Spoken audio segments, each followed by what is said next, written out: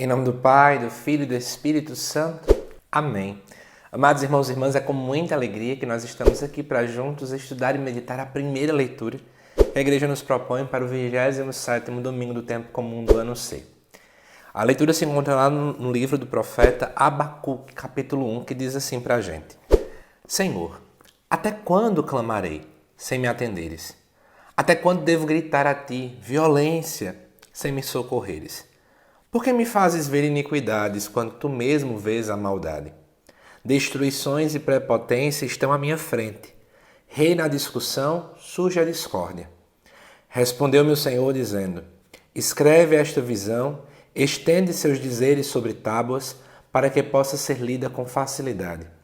A visão refere-se a um prazo definido, mas tende para um desfecho e não falhará. Se demorar, espera, pois ela virá com certeza e não tardará. Quem não é correto vai morrer, mas o justo viverá por sua fé. Amados irmãos e irmãs, vamos entender o contexto que está por trás dessa leitura, não é? Na verdade, existe uma discussão entre estudiosos. Existem estudiosos que dizem que o livro do profeta Abacuque se refere a um período por volta de 300 anos antes de Cristo. Qual era o contexto, né? O grande Alexandre Magno, que foi de fato quem estava à frente do Império Romano, né? Naquele tempo, ele vinha pela costa fenícia para chegar ao Egito. E aí esse momento é o chamado da invasão helenística, né? O helenismo é justamente o nome que nós damos à cultura do Império Romano. Mas alguns outros datam esse escrito a 600 anos antes de Cristo, mencionando o domínio babilônico, né, que veio após a queda de Nínive.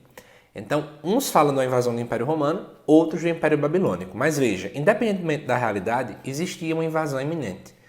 E aí o que acontece? Partindo desse pressuposto, quando o profeta enxerga que tem uma certa invasão vindo pela frente, ele começa a descrever uma grande situação de caos, né? Um grande caos que está se instalando ali. E é como se ele percebesse que mesmo a lei, o cumprimento da Torá não estava surtindo seu efeito.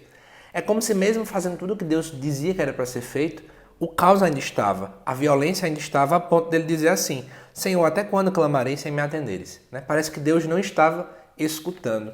É como se ele também percebesse, né, o inocente e injustiçado na mão daqueles que são perversos, mas parece que Deus está surdo, Deus está dormindo. E aí o que acontece?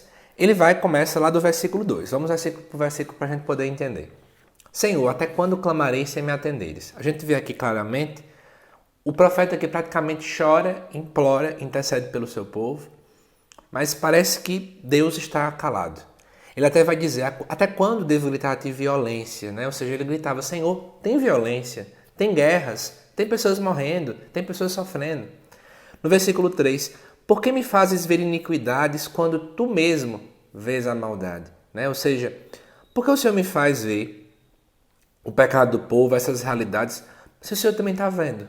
Né? Por que o Senhor permite que nós vejamos essa situação toda?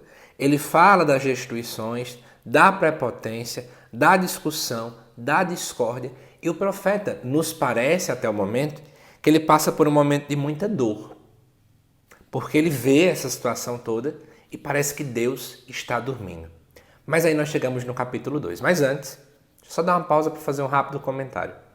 Se você não está sabendo, em breve nós vamos lançar um curso completo do Evangelho de Mateus, versículo por versículo. Você quer entender melhor sobre esse curso, que não dá para falar por aqui? Tem um link aqui embaixo de um vídeo em que eu explico mais detalhes de como é que vai ser ele. É a primeira parte que vai estar aqui abaixo desse vídeo na descrição. Então, dá uma conferida, se delicie, que tem muita coisa legal vindo por aí. Mas voltemos. No capítulo 2, vai mostrar Deus respondendo, né?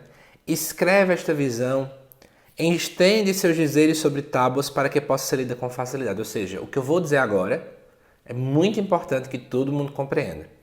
Aí ele vai dizer: a visão refere-se a um prazo definido, ou seja, o sofrimento de vocês não é eterno, ele tem um prazo de fim. E ele continua: mas tende para um desfecho e não falhará. Ou seja, esse sofrimento, além de ter um dia para acabar, ele tende para um final e não falhará. Ele vai até dizer: se demorar, ou seja, se passar muito tempo, se na compreensão de vocês eu demoro muito a agir, calma, espera. Tenha calma, espere. E ele vai dizer: pois ela virá com certeza e não tardará. Ou seja, o fim virá. Todo o sofrimento vai acabar. Né? E aí, Deus diz assim, quem não é correto vai morrer. Ou seja, aqueles que praticam iniquidade, aqueles que não fazem a vontade de Deus vai morrer. Mas o justo viverá pela fé. E para terminar o nosso vídeo, deixa eu explicar a situação, né? Na verdade, esse texto vai contra uma chamada teologia da invulnerabilidade. José Lucas, o que quer dizer isso? Primeiro, quando eu falo teologia, significa um modo de compreender Deus. Então, existe um modo de compreender Deus a partir da invulnerabilidade, que quer dizer o quê? Aquele que está em Deus nunca vai sofrer. Porque tem gente que fala isso direto, né?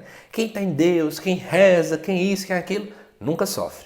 Só que, na verdade, o texto vai ao encontro desta realidade. Porque o profeta é profeta, vê o sofrimento e parece que Deus não escuta ele. Mas o capítulo 2 nos dá uma luz. Porque ele fala muito da esperança. Mesmo que tarde, espere. Tudo caminha para o momento em que vai cessar tudo isso. Então, na verdade, a gente tem que entender uma realidade muito clara, né? Aquele que está em Deus não é que ele é invulnerável, que ele nunca vai sofrer ou que não vai ter problemas. Vai ter sim, vão ter muitos problemas. Mas a diferença é que quem tem Deus confia, espera, tem esperança. Isso vale para nós também hoje. Quantas e quantas realidades dolorosas nós passamos? Momentos em que a gente não sabe para onde olhar e aí a palavra vem nos levantar para isso. Tudo caminha para um fim. Tudo tem um tempo pré-determinado, ou seja, existe um prazo para acabar tudo isso. Tenha calma, né? E olhando para cá, é importante ter essa visão que o justo viverá pela fé. Eu quero comentar sobre isso, né? O que quer dizer viverá pela fé? Não é apenas viver da oração, tá bom? Mas ele vive o seguinte, a vida dele, o agir dele é pautado na fé que ele tem. O que é a fé? É crer naquilo que a gente não consegue ver. Eu não consigo ver que a minha situação, que o meu problema vai acabar. Eu não consigo. Mas eu já vivo na certeza, eu vivo na esperança de que Deus está comigo, de que Deus está sob o controle, de que Deus é providente, de que Ele segura minha mão, de que mesmo que eu não enxergue, mas Ele escuta minhas orações, eu sei que Ele está mandando em tudo, que Ele reina. Então que nós possamos tirar da nossa mentalidade essa teologia que está totalmente equivocada. Né? Nós que estamos em Deus, nós vamos sofrer também sim, nós vamos passar por problemas sim, mas o que não pode surgir, ou melhor, o que não pode faltar é a esperança. De saber que, mesmo que eu não veja, mesmo que o mundo pareça ser tão ruim, mas Deus está no comando. Deus está no controle. Ele é o centro das nossas vidas. Então, espero que você tenha gostado desse estudo, dessa meditação. E faça outro comentário. Você que não é membro aqui do canal, torne-se membro. Clique aqui no botãozinho Seja Membro. E assim você pode me ajudar a evangelizar.